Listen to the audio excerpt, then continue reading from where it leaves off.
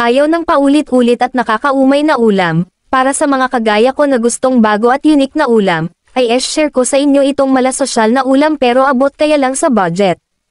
Ang mga list of ingredients ay ilalagay ko na lang sa dulo ng ating video. Sa kawali ay maglagay lang ng margarine, mga 2 tablespoons lang nito. Once nagmelt ay magisa ng bawang at sibuyas. Sa video ay nauna ko nang lagay ang carrots, igisa lang ang mga ito ng 3 minutes, at kasunod naman ilagay ang sayote at igisa ng 5 minuto. Perfect ito sa mga veggies lover, kung meron kayong ham or luncheon meat ay pupwede. Igisa muna ang sayote ng 5 minuto. After 5 minutes ay ilagay na rin ang mushroom, pero ito ay optional lang naman, okay lang din kahit wala nito. After 2 minutes ay maglalagay na tayo dito ng tubig 1/2 cup, para lumambot at maluto ang mga gulay. Pwede ko bang malaman kung taga saan ang mga nanonood sa akin? E-comment mo ang iyong lugar. Maraming salamat sa suporta. Tatakpan natin ito hanggang sa maluto ang mga gulay. Pagkaluto sa mga gulay ay nilagay ko naman ang 1/4 cup na corn kernels, muntik ko pa makalimutan, pero again kung ano lang yung available sa bahay ay yun lang ang gagamitin at lulutuin. Timplahan ng kaunting asin at paminta ang mga gulay at haluin. E-simmer ng 3 minuto bago ito lagyan ng gatas o evaporated milk.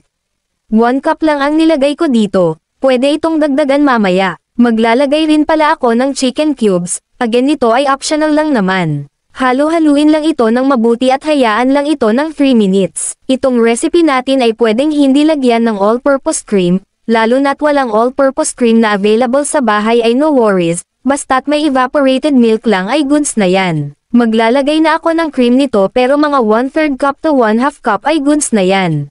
Haluin lang ng mabuti. Timplahan ng pampalasa at e-simmer ng 2 to 3 minutes sa low heat. Pwede ko bang malaman kung taga saan ang mga nanonood sa akin? E-comment mo ang iyong lugar. Maraming salamat sa suporta.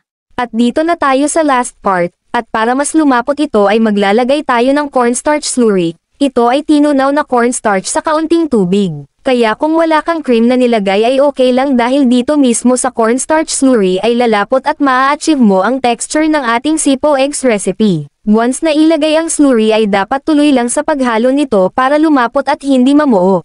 At once lumapot na ay goods na yan, add na lang din ang mga boiled eggs, pwede rin ang itlog ng pugo, optional na nilagay ko ay parsley.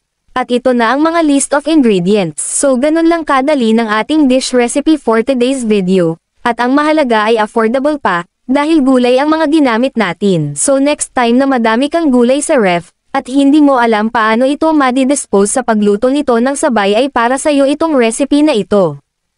So yun lang po at maraming salamat sa panonood. At kita-kits sa susunod nating pagluluto.